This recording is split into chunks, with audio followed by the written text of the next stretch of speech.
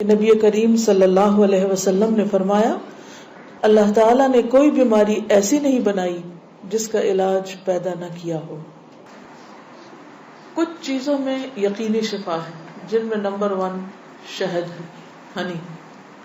ابو سعید رضی اللہ عنہ سے روایت ہے کہ ایک آدمی نبی صلی اللہ علیہ وسلم کی خدمت میں حاضر ہوئے اور عرض کیا کہ میرا بھائی پیٹ کی تکلیف میں مبتلا ہے۔ آپ نے فرمایا اسے شہد پلاؤ۔ پھر دوسری مرتبہ وہی صحابی حاضر ہوئے، آپ نے اسے اس مرتبہ بھی شہد پلانے کے لیے کہا۔ وہ تیسری بار آیا اور عرض کیا کہ میں نے عمل کیا ہے لیکن شفا نہیں ہوئی۔ آپ نے فرمایا اللہ تعالیٰ سچا ہے اور تمہارے بھائی کا پیٹ جھوٹا ہے، اسے پھر شہد پلاؤ۔ چنانچہ انہوں نے پھر شہد پلایا تو اسے تندرستی ہو گئی۔ کیونکہ قرآن مجید میں آتا ہے نا کہ شہد کے بارے میں کہ وہ شفا ہے، فیہ شفاء للناس۔ کلونجی میں شفا ہے۔ نبی صلی اللہ علیہ وسلم نے فرمایا سیاہ دانوں میں ہر بیماری سے شفا ہے سوائے موت کے۔ عجوہ کھجور، رسول اللہ صلی اللہ علیہ وسلم نے فرمایا عجوہ جنت کے پھلوں میں سے اور اس میں زہر سے شفا ہے۔ یعنی اگر آپ سمجھتے کہ آپ کے جسم میں آپ کو بلڈ پوائزنس ہو گیا ہے یا ویسے آپ کے اندر بہت ٹاکسنز ہو گئے ہیں تو اس صورت میں بھی آپ اس سے فائدہ اٹھا سکتے ہیں۔ نبی صلی اللہ علیہ وسلم نے فرمایا جو شخص روزانہ چند عجوہ کھجوریں کھا لیا کرے اسے اس دن رات تک زہر اور جادو نقصان نہیں پہنچا سکیں گے۔ بعض جگہ 7 کھجوروں کا ذکر ہے اور بعض اس میں چند دانوں کا ذکر ہے۔ تو اگر افورڈ کر سکے تو ایک دانہ ہی روز کھا لیں، 3 کھا لیں، 5 کھا لیں، 7 کھا لیں۔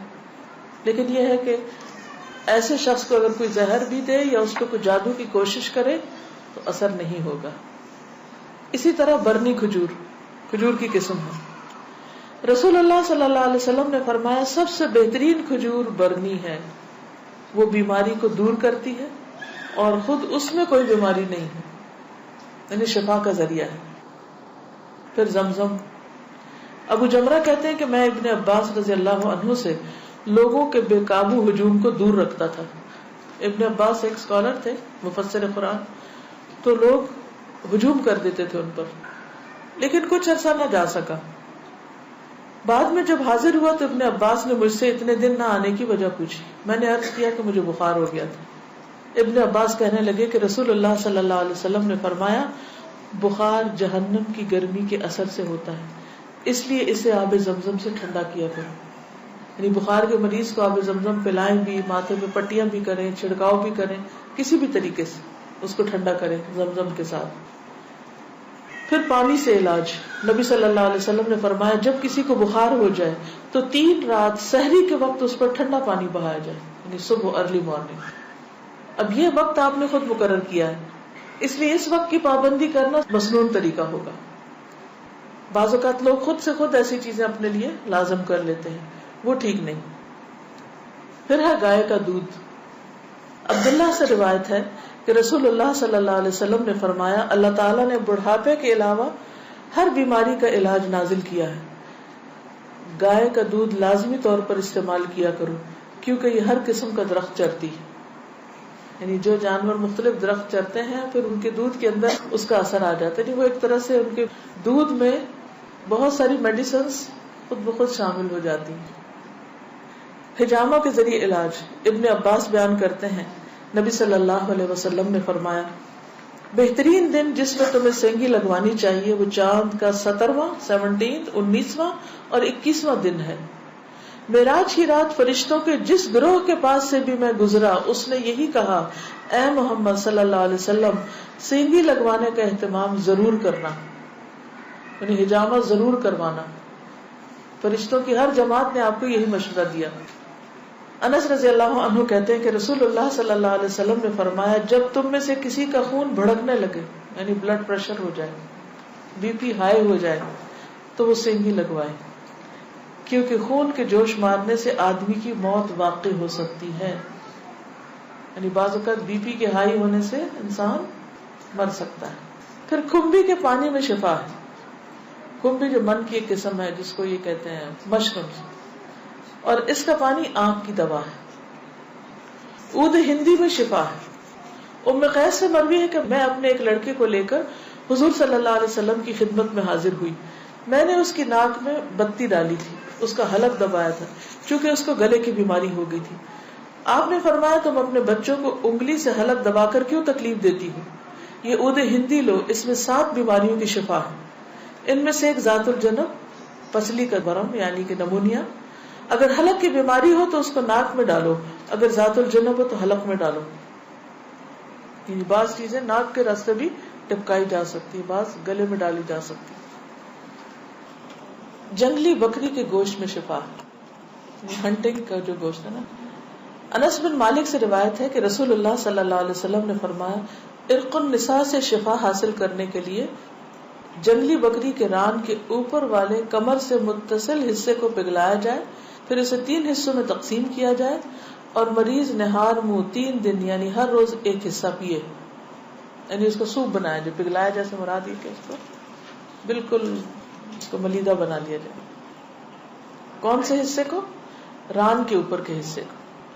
تلبینہ. عائشہ رضی اللہ تعالی عنہا بیمار کے لیے اور میت کے سوگواروں کے لیے تلبینہ پکانے کا حکم دیتی تھی اور فرماتی تھی کہ میں نے رسول اللہ صلی اللہ علیہ وسلم سے سنا ہے کہ تلبینہ مریض کے دل کو سکون پہنچاتا ہے اور غم کو دور کرتا ہے. مہندی.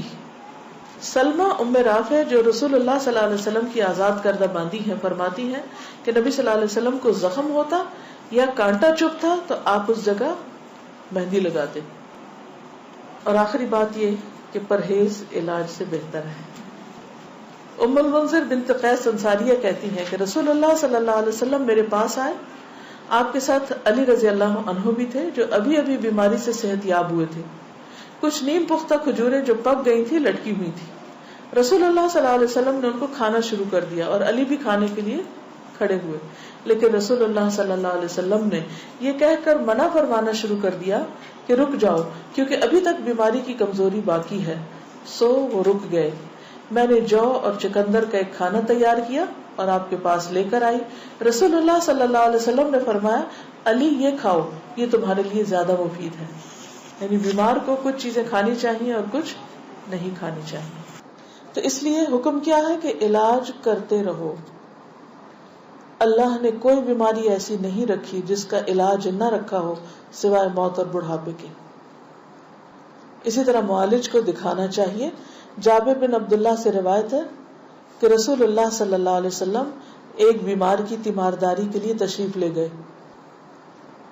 اور فرمایا تم لوگ اس کے لیے کوئی طبیب کیوں نہیں بلاتے؟ انہوں نے کہا اللہ کے رسول صلی اللہ علیہ وسلم آپ بھی ہم کو یہ حکم دیں گے، یعنی آپ بھی کہتے ہیں کہ ہم طبیب کو بلائیں. آپ نے فرمایا اللہ تعالیٰ نے جو بیماری اتاری ہے اس کی دوا بھی نازل کی. تو طبیب یا معالج کو دکھانے کا حکم کیوں ہے؟ اس لیے کہ وہ صاحب علم ہے، صاحب تجربہ ہے، اس کے پاس ایکسپیرینس ہے. تو جب انسان کو کسی بھی چیز کے بارے میں علم نہ ہو تو حکم کیا ہے قرآن کا؟ فَاسْأَلُوا أَهْلَ الذِّكْرِ إِن كُنتُمْ لَا تَعْلَمُونَ. جاننے والوں سے پوچھو اگر تم نہیں جانتے، چاہے کوئی دنیاوی مسئلہ ہو یا کوئی دینی مسئلہ ہو. پہلا کیا ہے؟ توکل، اللہ پہ بھروسہ کہ شفا مجھے دے گا تو وہی دے گا. اور جو بھی کچھ کرے اس میں یہ نہ سمجھے کہ اس چیز کے اندر کوئی چیز ہے، وہ اللہ ہی نے ڈالی اس وقت. دوسری چیز ہے دعا کرنا، دعاؤں سے علاج. تیسری چیز صدقہ کرنا. کوئی بیماری آئے تو صدقہ کیا جائے. ہمارے عام طور پر کالے بکرے کا صدقہ کیا جاتا ہے، تو اس کے لیے ضروری نہیں آپ چاہے بکرے کا کریں، چاہے مرغی کا کریں، چاہے کسی چڑیا کا کریں، چاہے کوئی بھی صدقہ کریں، چاہے کھانے کی چیز کا کریں یا کوئی کپڑے کا یا کسی بھی شکل میں. حضرت حسن بصری سے روایت ہے کہ رسول اللہ صلی اللہ علیہ وسلم نے فرمایا داؤ مغداکم بالصدقہ، اپنے مریضوں کا علاج صدقہ کے ذریعے کیا کرو. یعنی آپ کو کوئی تکلیف ہوئی فوراً جا کے صدقہ نکال دیں. تیسری چیز کتاب اللہ سے علاج، یعنی قرآن مجید شفا ہے. اور یہ کہاں سے پتہ چلتا ہے؟ خود قرآن مجید سے ہی پتہ چلتا ہے. وَنُنَزِّلُ مِنَ الْقُرْآنِ مَا هُوَ شِفَاءٌ وَرَحْمَةٌ لِّلْمُؤْمِنِينَ وَلَا يَزِيدُ الظَّالِمِينَ إِلَّا خَسَارًا. اور ہم قرآن میں جو کچھ نازل کرتے ہیں وہ مومنوں کے لیے تو شفا ہے اور رحمت ہے، مگر ظالموں کے خسارے میں ہی اضافہ کرتا ہے. تو قرآن مجید میں جو کچھ ہے وہ سارے کا سارا شفا ہے. لیکن یہ جو کسی پہ خود سے پابندی خود ساختہ لگا دینی ہے نا کہ 300 بار پڑھو یا 1000 بار پڑھو یا رات کے وقت پڑھو یا صبح کے وقت پڑھو یا عشاء کے بعد پڑھو، وہ بعض اوقات لوگوں کو بلا وجہ کی مشقت میں مبتلا کرنا ہوتا ہے. اور نبی صلی اللہ علیہ وسلم کی سنت سے اس کا کوئی ثبوت نہیں کہ آپ نے صحابہ کو کوئی خاص نمبر بتایا ہو اور یہ کہا ہو کہ یہ اس وقت میں بیٹھ کے پڑھو یا اندھیرا کر کے پڑھو یا پانی کے کنارے پہ جا کے بیٹھ کے پڑھو. یہ پھر خود ساختہ پابندیاں ہو جاتی ہیں اور لوگ بھی ڈرنے لگتے ہیں کہ اگر یہ 41 دن نہ پڑی یہ چیز تو کام نہیں ہونے کا. نہیں، اللہ تعالیٰ تو ایک دفعہ سے بھی سنتے ہیں، لا الہ الا انت سبحانک انی کنت من الظالمین. اصل چیز ہے کہ اخلاص اور شوق کے ساتھ انسان پڑھے. صرف اس کو ایک رٹو طوطے کی طرح رٹتے رہتے ہیں، پڑھتے رہتے ہیں، نہ کوئی یقین ہوتا ہے، نہ کوئی روح ہوتی ہے اور نہ ہی کوئی سمجھ ہوتی ہے کہ کیا پڑھ رہے ہیں، تو یہ ٹھیک نہیں. اسی طرح غیر شرعی علاج سے بھی پرہیز کرنا چاہیے. قیس بن سکن اسدی کہتے ہیں کہ عبداللہ بن مسعود نے اپنی بیوی کو دیکھا کہ اس نے خسرے کی بیماری کی وجہ سے تعویذ پہنا ہوا تھا. خسرہ کی بیماری معلوم ہے، جو سارے جسم کے اوپر وہ دانے آ جاتے ہیں. آپ نے اسے سختی سے کاٹا اور کہا کہ عبداللہ کی آل شرک سے بیزار ہے. ہم نے رسول اللہ صلی اللہ علیہ وسلم سے یہ بات بھی یاد کی ہے کہ بلا شبہ جھاڑ پھونک، تعویذ اور محبت کا جادو شرک ہے. یعنی کسی کو مسخر کرنے کے لیے جادو کرنا، کوئی ایسے ٹوٹکے کرنا، وہ بھی شرک میں آتا ہے. یعنی بعض خواتین ہوتی ہیں نا، وہ اپنے شوہر کا دل جیتنے کے لیے بابوں کے پاس چلی جاتی ہیں، وہاں سے کچھ عملیات کرواتی ہیں، تو یہ شرک میں آ جاتا ہے. اسی طرح کوئی چیز باندھ کے اسے گلے میں لٹکا لینا، یہ بھی درست نہیں، اس کو پڑھنا چاہیے. اور شرک یا دم جو ہے یہ سب کچھ پھر شرک میں شامل ہو جاتا ہے. اسی طرح حرام ادویات بھی منع ہے. نبی صلی اللہ علیہ وسلم نے حرام ادویات کے استعمال سے منع فرمایا ہے. ابو ہریرہ سے روایت ہے، سنن نبی داؤد. آپ نے فرمایا جس نے حرام چیز کے ساتھ علاج کیا اللہ تعالیٰ اس کے لیے اس میں شفا نہیں رکھے گا. یعنی حرام شفا نہیں دیتا، وہ مزید کسی بیماری کو بڑھانے کا ذریعہ بن جاتا ہے. آج کل آپ دیکھیں کہ کتنا زیادہ سائیڈ ایفیکٹس کے بارے میں آپ سنتے ہیں. تو بعض اوقات ایسی دوائیاں جو ایک مرض کو بظاہر کیور کرتی ہیں، وہ اپنے ٹاکسنز اور جگہوں پر اتنے زیادہ پیدا کر دیتی ہیں کہ جس سے ایک مرض جاتا ہے تو ایک اور نکل آتا ہے، وہ مکمل شفا نہیں ہوتی. الکوہل سے علاج کرنا منع ہے. بعض لوگ کھانسی وانسی میں وہ دیتے ہیں نا برانڈی، اور کہتے ہیں بس ایک چمچہ بچے کو پلا دو تو ٹھیک ہو جائے گا.